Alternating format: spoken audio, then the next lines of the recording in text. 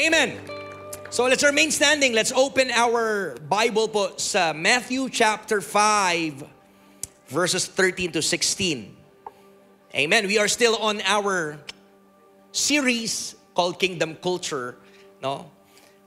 At I hope ay na-enjoy po natin ang salita ng Panginoon at yung binababa po ni Lord sa atin every Sunday. So, Matthew 5, 13 to 16. Kung nakita na po si Amen. Sabi po sa verse 13, you are the salt of the earth. Tanongin mo yung katabi sa'yo, maalat ka ba? Uy, naligo ako, ano ba? You are the salt of the earth. But if the salt loses its saltiness, how can it be made salty again? Tama nga naman, no? Yung purpose ng asin ay pampaalat. Kung di maalat to, parang ang hirap tawaging asin ito, no? It is no longer good for anything except to be thrown out and trampled underfoot. Verse 14, you are the light of the world. Tingnan mo yung katabi mo sa kabila, sabihin mo, you are the light of the world. Sabi po dito, a town built on a hill cannot be hidden. Neither do people light a lamp and put it under a bowl. Instead, they put it on its stand and gives light to everyone in the house. In the same way, let your light shine before others, that they may see your good deeds and glorify your Father in heaven. Pinagpala na po yung salita ng Panginoon. And the title of my sermon for this morning is Kingdom Influence. Amen. Come on, say that with me, Kingdom Influence. Amen. Makakaupo na po ang bawat isa sa atin. Amen. You can all be seated. Let's talk about Kingdom Influence. Salamat po sa ating worship team. Amen. Ready na po ba tayo makinig? Ayan, ayusin po natin yung upo natin. Make sure nakasandal ka, hindi ka nakaslouch. Amen. At pakibantayan po yung katabi nyo kung inaantok, medyo tapik-tapikin mo. Sabihin mo, uy, tapos na ang service. Lokohin mo siya. Amen. So let's talk about kingdom influence. Alam niyo po, naniniwala po ko na bawat isa po sa atin ay, every single one of us, I believe we are under an influence po, no? O under the influence of something or someone. Sino po naniniwala doon? No? May mga bagay po na nag-i-impluwensya sa'yo. Tama? No? And for example po, bakit yung iba ay ganito manamit, ay meron silang ibang impluwensya. Kahit simpleng gupit. Tama po ba? No? Ba't ganyan yung gupit mo? O ba't nagpabangs ka? O ba't nagpaganyan ka? Ayan, baka impluwensya na ng K-drama yan. At yung mga napapanood niya ay, ayun na, ginagaya na niya. Lahat po tayo ay nai-impluwensyahan ng something, sabi ko, or someone. Alam mo po yun, think about yung mga brands, no? Yung mga napapanood po natin, even social media influencers, naniniwala po kayo that it shapes how we think. Even celebrities and mga leaders, no? Ay nakaka-impluwensya po sa atin. In short, influence is everywhere. Come on, shout, everywhere. No? Maraming bagay, kahit saan ka pumunta, pwedeng may mag-impluwensya sa'yo. But the question is, this morning po, ang totoong tanong is this, are we shaping culture or is culture shaping us? Hello? I remember what Apostle Paul said in Romans chapter 12 na sabi niya, do not be conformed to the pattern of this world. Hello? If I may paraphrase that, do not be influenced sa mundong ito. Huwag kang magpa-impluwensya. Sabi ni Pablo, dapat ikaw ang nag-i-impluwensya. Hello? So are we shaping culture? O nasi-shape na po tayo sa culture na meron tayo sa paligid po natin? You know po, when Jesus called His disciples, naniniwala po ako that He didn't just call them to follow Him privately, but He called them to be an influence publicly. To be the salt, to be the light in a decaying and dark world. So, yung tinawag po ng Panginoon yung kanyang mga disciples, hindi niya tinawag to para sundin siya in a private manner. Pero nais ng Panginoon, sumunod sila publicly, makita ng lahat ang kanilang pagsunod. Tama po ba? Because I believe that kingdom life is not lived in hiding, but it is lived on display. Ang buhay natin bilang Kristiyano ay hindi po yan tinatago. Naalala ko tuloy yung mga story na minsan nagkakagulatan sa work, sa school. Biglang malaman, ay, Christian ka pala. Mula first year hanggang fourth year, may college na kayo. Nagkakagulatan kayo, ay, Christian ka pala. Hindi halata. Hello? Tama? Ba't hindi alam? That's the question. Kung principal ka, bakit hindi alam na Kristiyano ka? Kung teacher ka, bakit hindi alam na Kristiyano ka? Kung businessman ka, businesswoman ka, ba't hindi alam na Kristiyano yung kumpanya mo? What's the matter? Peanut butter. Bakit hindi nila alam? Hello? Again, kingdom life is not lived in hiding. It should be lived on display. Ito po yung pag-uusapan natin ngayon. Ito po yung i-unpack natin, itong kingdom influence. No? So, I want to guide you po sa text po natin this morning. At doon po sa binasa po natin, makikita natin that Jesus used two metaphors. No? Una po yung salt at pangalawa po yung light. No, to describe those who would follow Him. So first, let's talk about, yung sabi ni Jesus sa verse 13, that you are the salt of the earth. Sabihin mo ulit yan sa katabi, sabihin mo, you are the salt of the earth. Amen. You are the salt of the earth. At kung titingnan po natin, when Jesus spoke of salt, hindi po, yung disciples po ni Jesus, they weren't thinking of that yung modern use po ng salt natin ngayon. Amen. Kasi iba po yung paggamit natin ng asin ngayon. Tama po ba? Ulitin ko. When Jesus spoke of salt, He and His disciples weren't thinking of our modern uses, but of their salt nung araw pong iyon. No? Kaya po, gusto ko pong i-guide ang bawat isa sa atin. When we read the Bible, hindi po agad-agad na yung nabasa mo, biglang i-apply mo direkta sa'yo. We need the proper way. We call it the exegesis. We are drawing the meaning out of that text. Amen? Hindi po siya, merong kabilang portion na yung eisegesis, baligtad po yun. Ikaw yung nagbibigay ng meaning doon sa binasa mo. Hindi po dapat ganon. Tama po ba? Good Bible study, it requires us to keep words, to keep phrases and analogies in their biblical context. Pag sinabing biblical context, na isulat po ang text na ito, may sariling audience ito, para sa kanila ito. So tinatawid natin mula po noon hanggang ngayon, kaya kailangan mong aralin, paano ba natin ito maiintindihan? Hindi pala natin hindi natin basta i-apply to or iintindihin as it is, hindi po. We need to draw out the meaning doon po sa text. Kaya may tama pong biblical context. At makakatulong po sa atin that when we read yung mga ganito pong klaseng text, is we must first ask that yung tanong na what did this mean to them? Sino bang kausap ni Jesus nung panahon ito?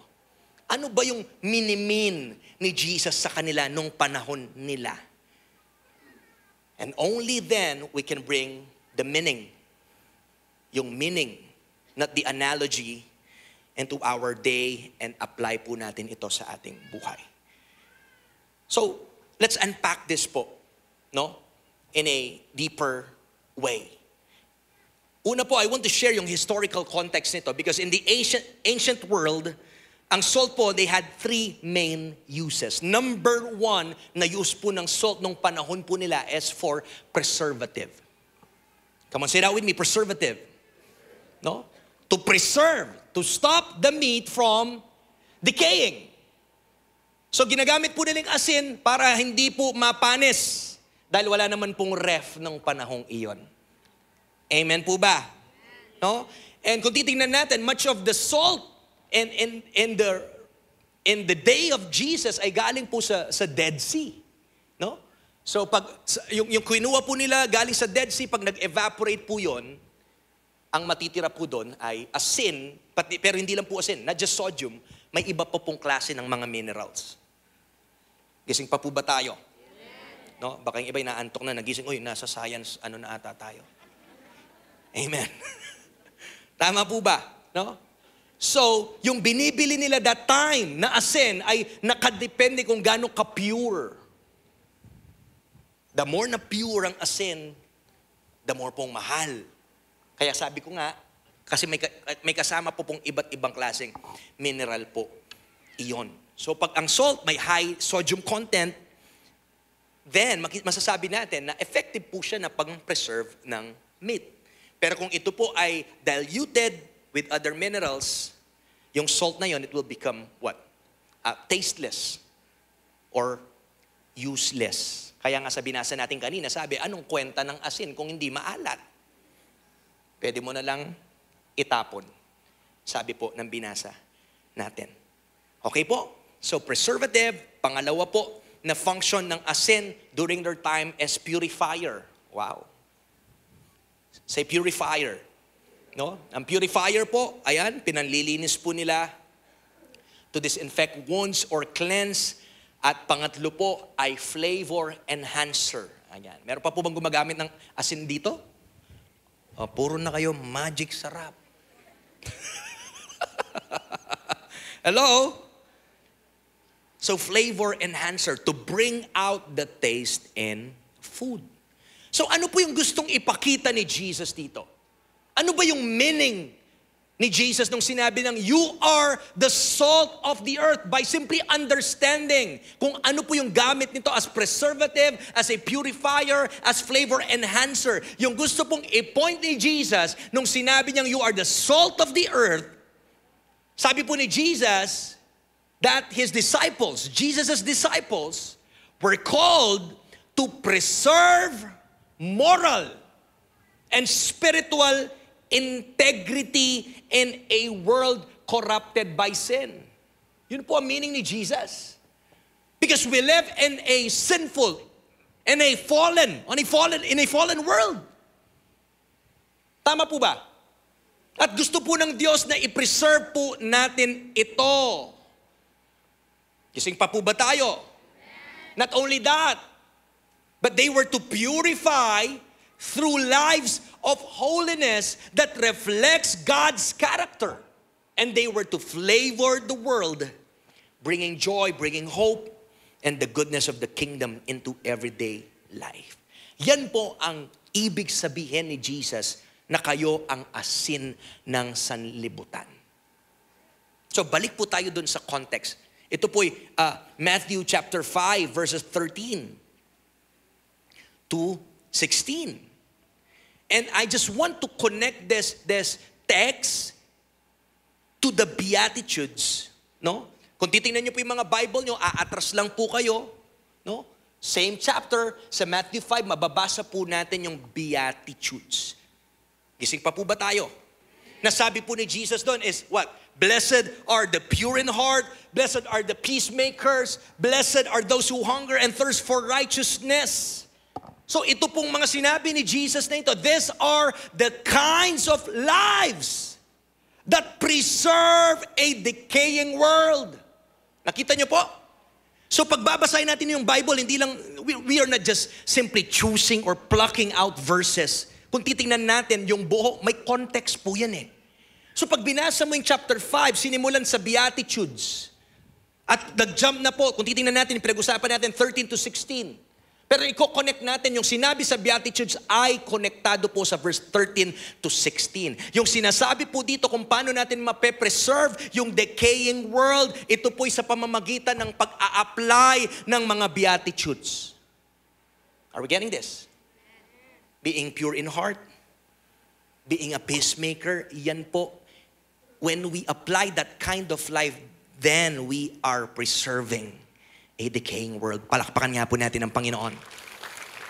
We are preserving, we are purifying corrupt spaces and add the flavor of God's kingdom wherever they go. Amen po ba? At ang salt po is not just about morality, but it's all about kingdom character in action. Kaya habang pong inaaral ko to, natutuwa po ako kung paano po pinagtahi-tahi ng Diyos yung ating series about kingdom culture. And I hope by now, simula po ng unang installment natin ay mas naiintindihan natin ngayon kung paano po na gusto ng Diyos na malakaran po natin ito. Tama po ba? It's about kingdom character in action.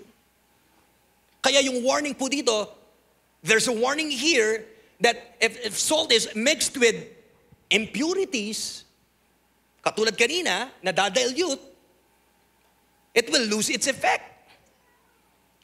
Kung ang salt na halo sa ibang mineral ay hindi na po effective, ganun din po. Likewise, a disciple who compromises loses their ability to influence.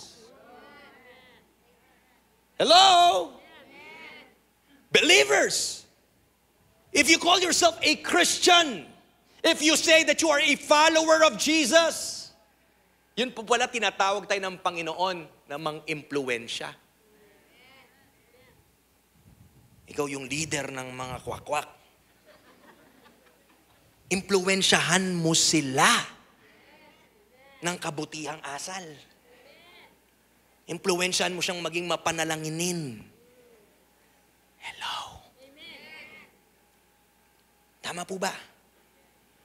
At yung danger po dito, the danger of diluted Christianity is that it becomes powerless. No wonder again, sabi ni Paul, do not be conformed to the pattern of this world. Sabi din ng 1 Peter 2 verse 9, that you are a royal priesthood. You are peculiar. Alam niyo po ba yun? Tingnan mo yung katabi mo. Oh, di ba peculiar yan? Ibig sabihin, kakaibang breed yan. Tingnan mo yung katabi mo, huwag mo tabanan. Oh nga, ibang breed nga, pastor. Hello? You are a royal priesthood, a holy nation, a people belonging to God. Sabi ng 1 Peter 2:9. We are in this world, but not of this world. Nakatira ka sa mundo, pero hindi ka pang mundo. Kaya wag mong gayahin anong sinasabi ng mundo. Wag mong gayahin anong ginagawa ng mundo. Nakikinig po ba tayo? Nagiging powerless ang Kristiyano, ang Kristyanismo. At even yung Kristiyano, pag tayo po ay nahahaluan, gaya ng asin. And a church without distinction from the world cannot transform the world. Let's go back to our mission statement: to know God, make disciples, and change the world.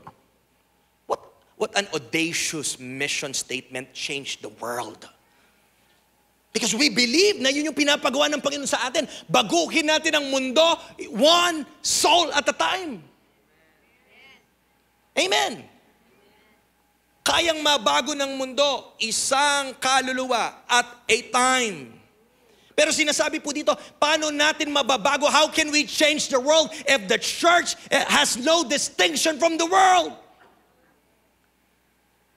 Paano nila makikita yung difference? Kung yung sinasabi nila ng mundo ay sinasabi rin natin. Kung yung iniinom ng mundo, iniinom din natin. Hindi ko po alam ba't kayo tumatawa. Kung yung ginagawa ng mundo sa labas ay ginagawa din natin. Where's the distinction? Nasaan yung linya? Saan yung nagpapakita na ikaw iba ka? Saan yung nagpapakita na ito tagasunod to ni Kristo?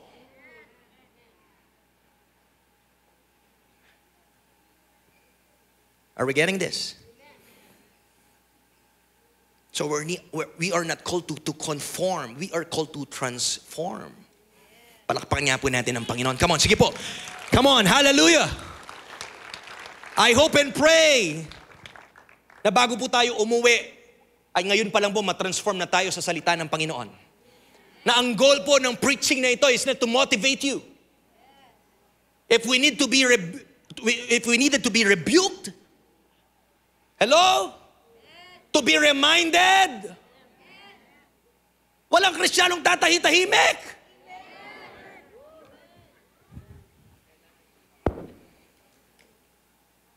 Kaya hindi nila alam na Kristiyano ka, tahimik ka, hindi ka tinawag hindi namatay si Jesus sa'yo para manahimik ka na lang sa sulok. Pero para ipagsabi mo, ipakita sa buhay mo. So that's number one, you are the light, the salt of the world. Let's go to verses 14 to 15 na sabi, you are the light of the world. Yung function po ng light, number one, is to reveal. It reveals.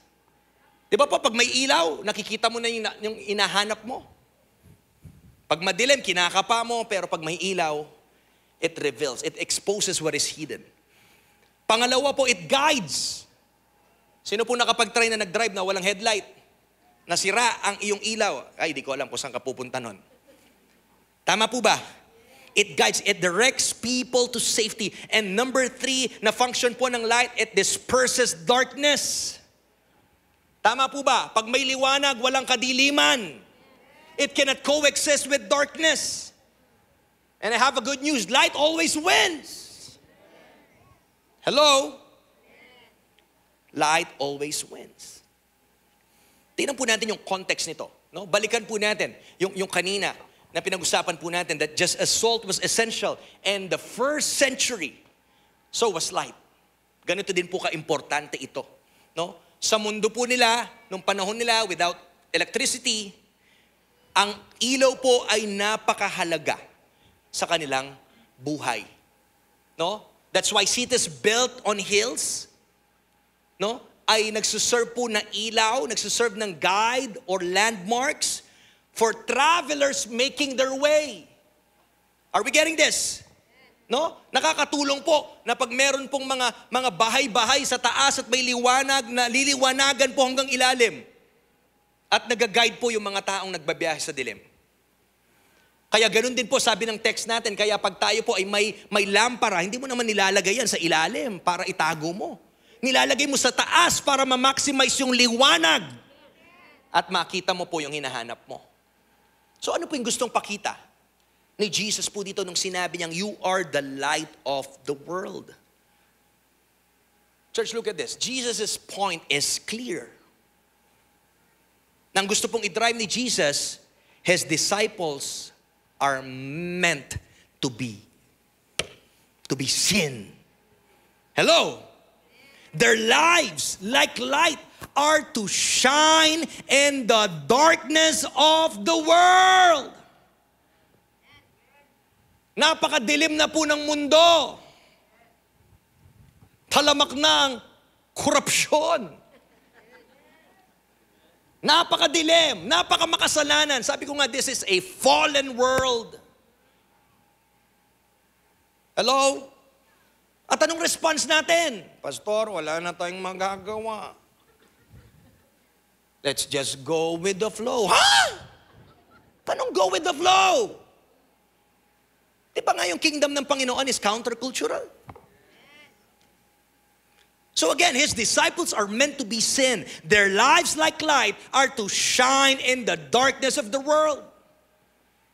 And hiding their faith would defeat the very purpose for which they were called.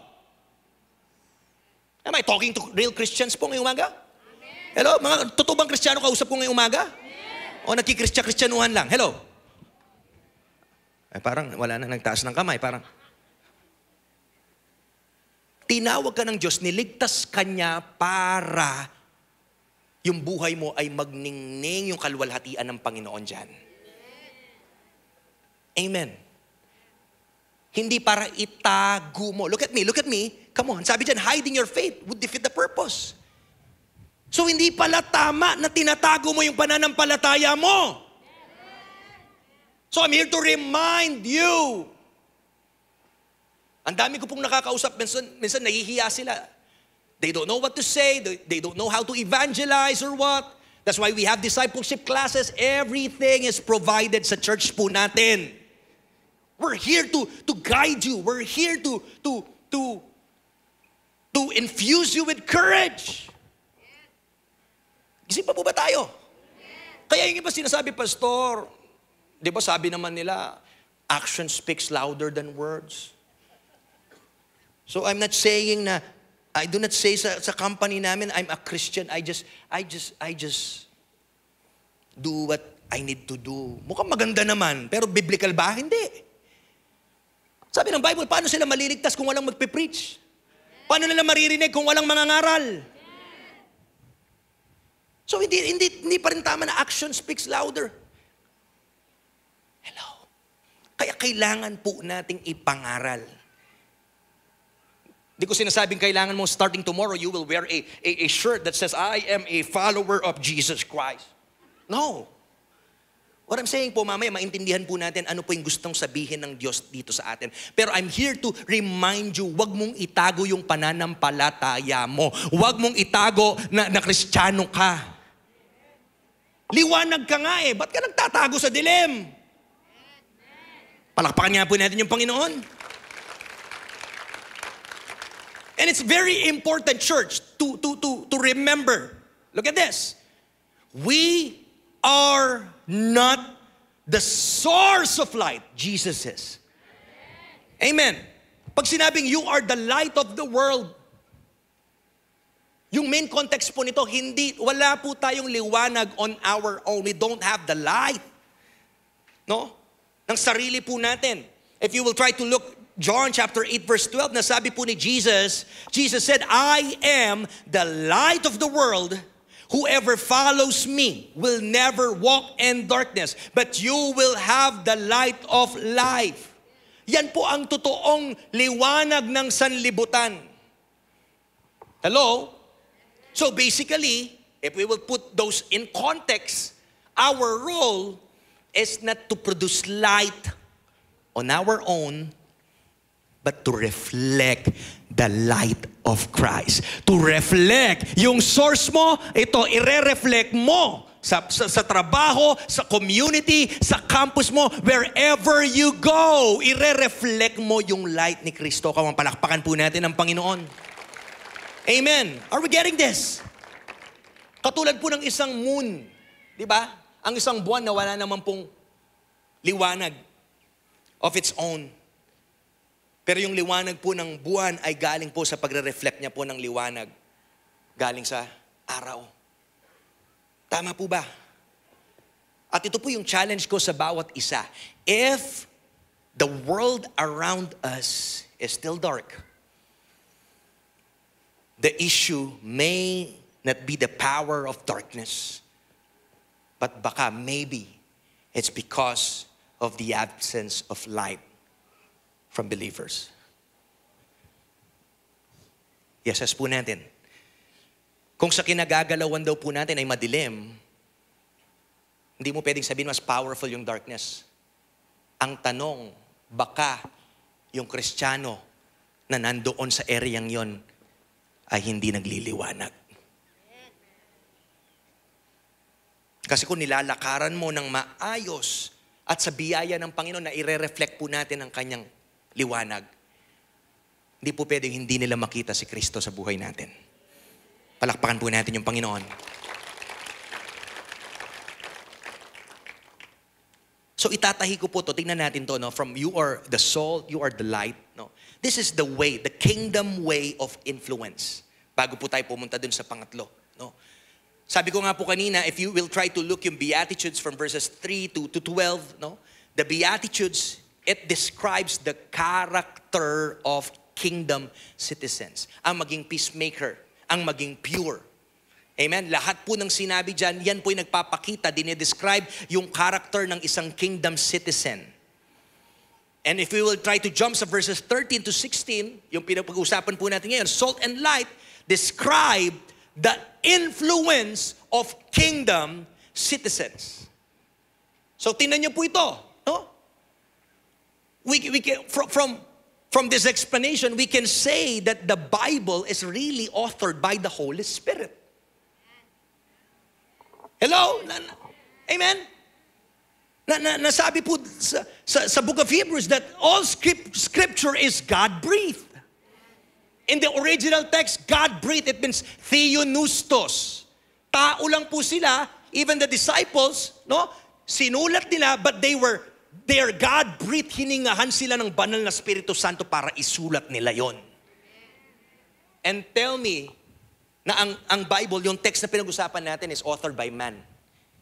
Hindi po. Even yung pagkakalatag, pagkakasulat niya, napakagaling. Imagine the Beatitudes, verses 3 to 12, then the influence, 13 to 16. Tingnan niyo po, anong implication nito? We can see here, but nauna yung, look at this, nauna yung character before yung influence. So we can see that character must always precede influence. Wow. Hindi lang tayo basta mag-i-influensya lang.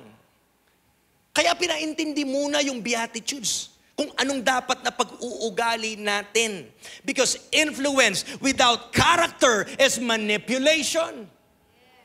But influence flowing from kingdom character, it will bring transformation. Pag nauna po yung character na na-build sa'yo, ayun po, magbe-bring po yan ng transformation. Nakita niyo po?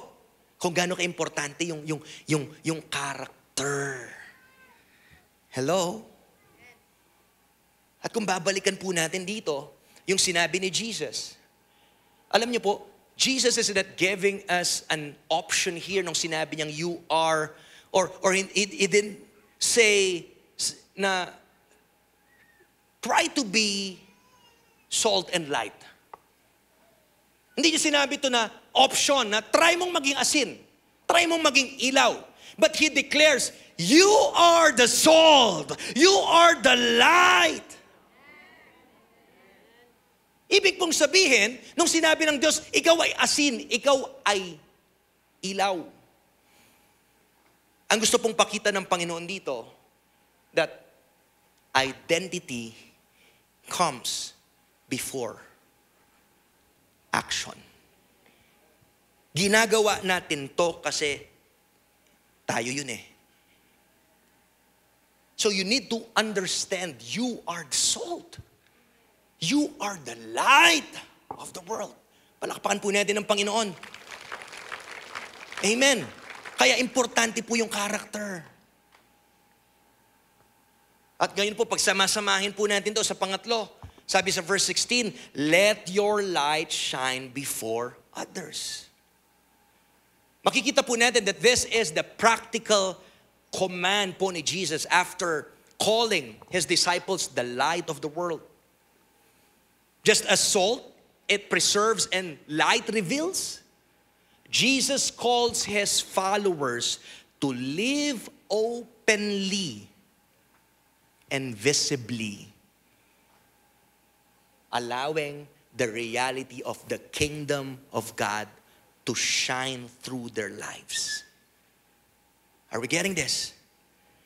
Tinatawag po tayo to live openly. Kaya dapat po after ng message na to, maging matapang tayo.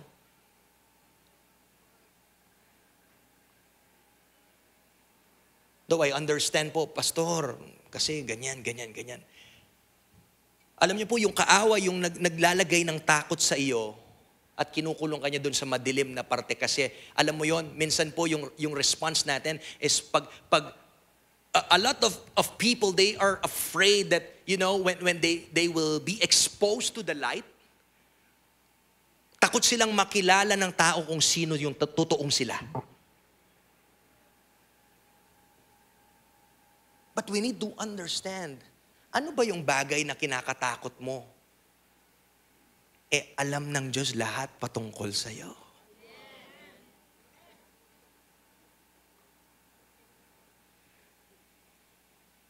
What are we hiding? And by the way, why are we hiding? If our Father knows everything about us. And all His, yung hinihintay po ng Panginoon sa atin is lumapit lang tayo. Hindi mo kayang baguhin ang sarili mo, hindi mo kayang ayusin ang sarili mo. Ang paglapit mo kay Kristo, yan ang makakapagpabago sa iyo. Ang pagtakpo mo kay Kristo, papalapit sa Kanya, yan ang mag-aayos sa buhay mo. I'm telling you, come on. Come on, sige po, palakpakan natin yung Panginoon. Come on. I'm here to remind you. Don't isolate. Come out of the shadows. Stop hiding. He is the Father of lights. In Him there is no darkness at all. Wala po tayong may tatago sa Kanya. O kung wala tayong may tatago sa Kanya, ano pang hinihintay natin? Lumapit na tayo sa Kanya. Tama po ba? Let's follow Him. Let's live openly and visibly. No? So how can we shine our light before others? Ano pong ibig sabihin nito? No? Una po, number one, this text is calling us to shine together. If you will look at the original language po in the Greek, no? Ito pong text sa Matthew 5:14 na sabing, you are the light of the world. Yung you po doon, the word you is actually plural in the Greek language. Amen? You is plural, but the word light is singular. Are you getting this? Are you getting this? Ibig pong sabihin, this shows that Jesus was speaking to His followers collectively, not just as individuals. Ibig sabihin po pala nung tinatawag tayo ng Diyos, tayong lahat ng mga tagasunod po niya. So makikita po natin dito that we don't shine alone, but we shine as one. I'm not just talking about the Rock City Church, but I'm talking about the whole followers of Jesus. Yung kanyang mga disciples all over the world, lahat ng tagasunod ni Kristo. Tinatawag po tayo na magningning ang ating mga liwanag, ang liwanag ng Diyos sa atin ng sabay-sabay. Just as imagine a small bulb, no? Na pagsasamahin po natin, it can light up an entire city. The same way po, the church shines brightest when it stands united. Tayo po ay parte ng isang universal church. And ang panalangin ko po, tayo as family of the Rock City Church, tayo po, malakaran po natin yung parte natin. Magawa natin yung parte natin dahil tinatawag tayo ng Diyos na mag-shine together, lahat. Tama po ba? That's number one. No? Second po is we need to shine through good works. Pastor, anong ibig sabihin ng good works? Again, to put it in context, no? Without understanding the context po ng text na to, we will think of good works as charities or doing good works. Tama? Pag sinabi mo, pag binasa mo to, good works, pagtulong sa mahirap, pagbigay ng ganyan. Hindi po yun yung tinutukoy po dito sa text na ito. Though wala pong masama doon. Tama po ba? But to put it in context, to shine means to live out the good works. Ano pong good works? These are the things that Jesus described in the Beatitudes. Ano po yung mga bagay na yon? That we need to show mercy, we need to pursue righteousness, we need to walk in purity, to bring peace. Yan pong mga nasa Beatitudes. Yan po ang sinasabi sa text na ito na good works. These are not acts of self-promotion.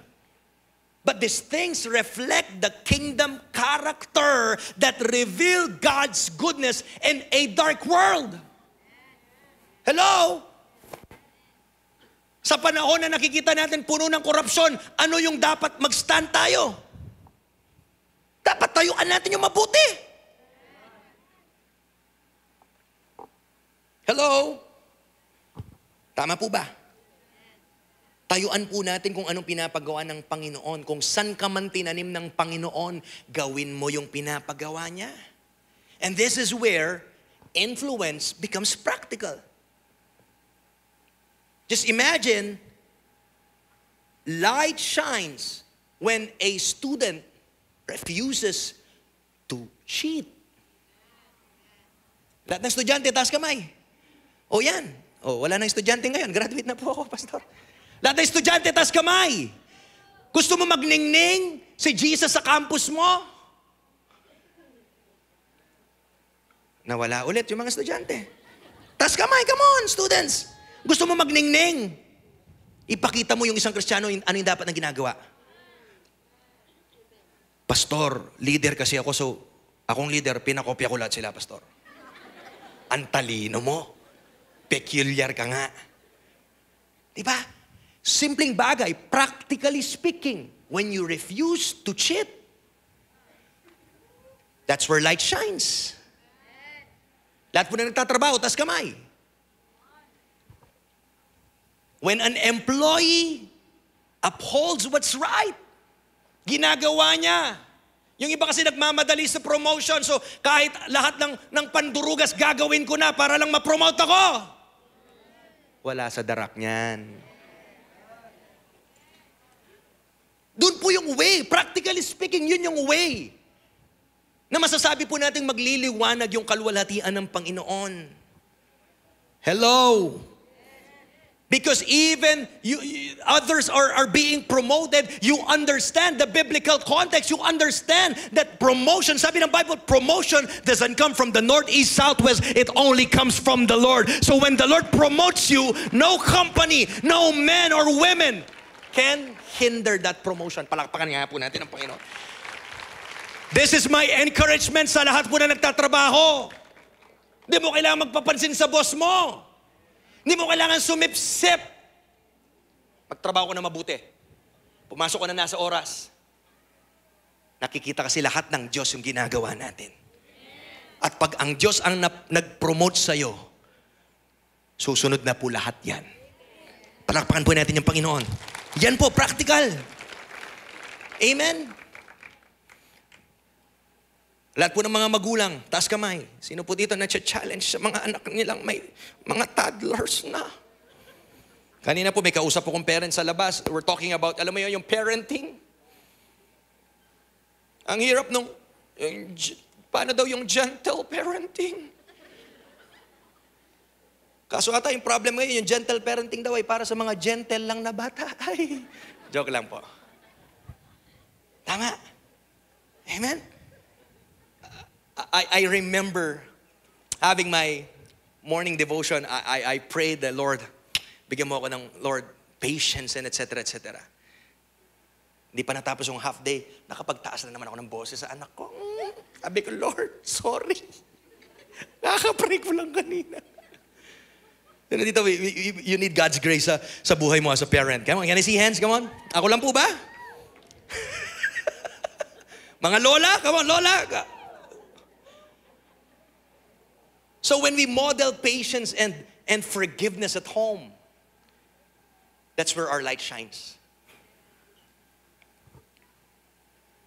Alam niyo po yung mga bagay na sinabi natin, this may look ordinary, but in a dark world, even small acts of obedience shine brightly. Huwag po nating ipagwalang bahala yan.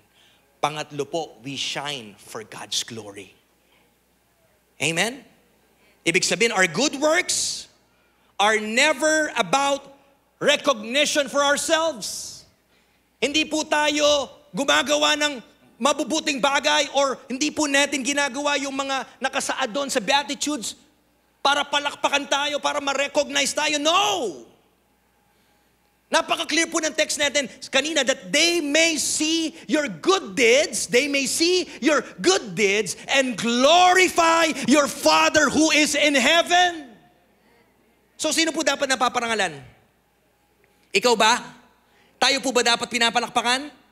No. When people notice the good in us, they should be drawn to the God in us. Palakpakan po natin ang Panginoon. Come on, palakpakan mo yung Panginoon.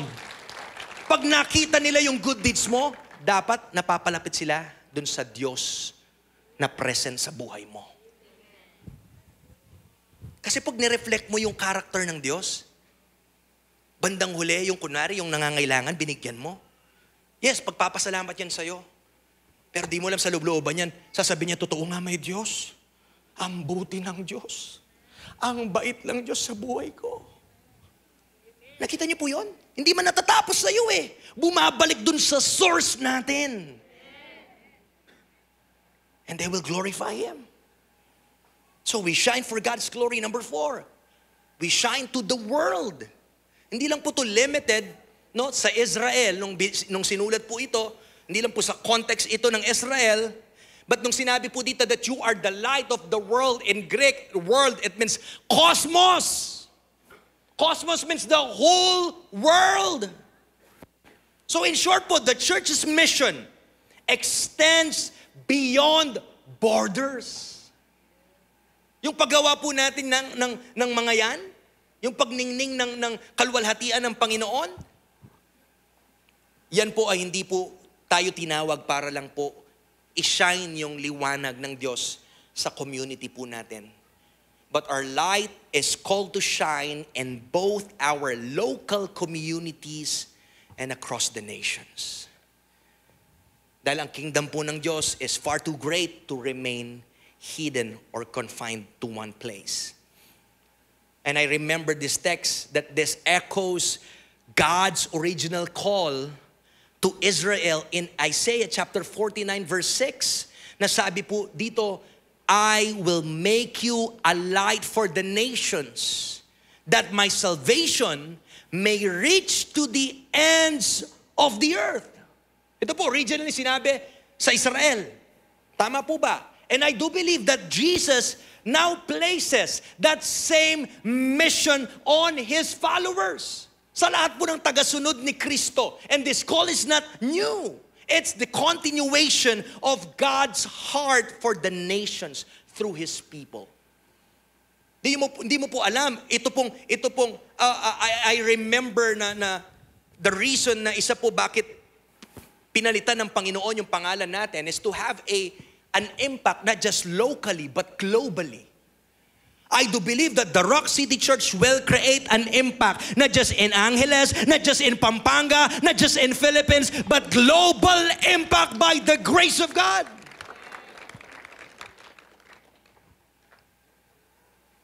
And dream with us. Malay mo, yung katabi mo, yan yung susunod na missionary na isasend natin. Maybe I'm talking to some family here na isisend ng Panginoon to start a church, the Rock City Church, Switzerland. Wow, napakasarap. Paborito ko talaga yung Switzerland eh. Amen? Ano pang gusto nyo? The Rock City Church? Disneyland. Wow! Baka ma-born again si ano dyan. Si Mickey Mouse dyan at mga kasama niya. Amen? So hindi lang po local to but global. And lastly, tinatawag tayo ng Panginoon to shine consistently. Yan. Bilang po mga Kristiyano, ang liwanag po natin na galing po kay Kristo, that light is meant to be steady. Hindi katulad ng isang ilaw na switched on, switched off, switched on and off. Hindi po dapat, come on. Hindi dapat on and off yung ilaw ng mga Kristiyano. O, tinan mo yung katabi mo, sabi mo, narinig mo. Gisingin mo, come on, tapos na tayo. Sabihin mo, narinig mo yon. Hindi po dapat pala on and off. Pastor, depende sa kasama. Patay. Hindi po dapat ganon. Dapat consistent daw po ang ating ilaw. And the context of this passage, it follows Jesus' teaching on persecution, kung titingnan natin sa Matthew chapter 5, verses 11 to 12, na sinasabi dyan, mapalad ka pag ikaw ay pinapersecute. Tama po ba? Do you remember this? That sabi doon, even when disciples are insulted, disciples are opposed or falsely accused, they must continue to shine. Yan po ang design ng Diyos sa atin. Kahit may pinagdadaanan ka, mag-shine pa rin ang liwanag ng Panginoon sa buhay mo. Kahit po ikaw ay umiiyak, kahit po nasa waiting season ka, kahit naghihintay ka ng milagro galing sa Panginoon, yung liwanag ng Diyos dapat tuloy-tuloy po na magningning sa mga buhay po natin. Come on, palakpakan natin yung Panginoon. Come on, come on, come on. Come on, followers of Jesus. We must shine consistently by the grace of God. Tama po ba? Just as salt without flavor and lamp hidden under a basket is useless or are useless, so is a disciple who abandons their witness under pressure. Huwag po tayong bumitaw. Kahit po tayo ay under pressure, huwag kang bumitaw. Magpatuloy ka. As I end, nantawag na po yung worship team natin. Church, we are called to be carriers of kingdom influence. Lahat po tayo, tinatawag po tayo na biging carriers at mag-impluensya kung saan man po tayo tinanim ng Panginoon. And I'm here to tell you, church, that influence is not optional for the followers of Jesus, but it's our calling. Ang mundo po masyado nang maingay. The world doesn't need another echo of its own voice. But it needs a clear sound from the kingdom of God. Gising pa po ba tayo? At ang tanong po, will we hide or will we shine? I hope po after nito, hindi ka natakot na Kristiyanong susulok-sulok, tatahi-tahimik. Kapatid, huwag ka manahimik. Gawin mo lahat, grab all the opportunity na meron ka to share Jesus kung nasan ka man. Will we blend in or will we preserve? Will we live for our own recognition or will we point people to the Father? Isaiah 60 verse 1, as I repeat, arise, shine, for your light has come, and the glory of the Lord rises upon you. Palakpakan po natin ang Panginoon. So, the Rock family, tatayo po tayo at sabi po ng text na yan, let's arise and let's shine. Let's be the salt and light that Jesus called us to be. And let's be the people. Let's be people of kingdom influence. Ngayon pong linggo, dalawa pong tanong gustong iwan sa inyo. Where is God calling me to be salt?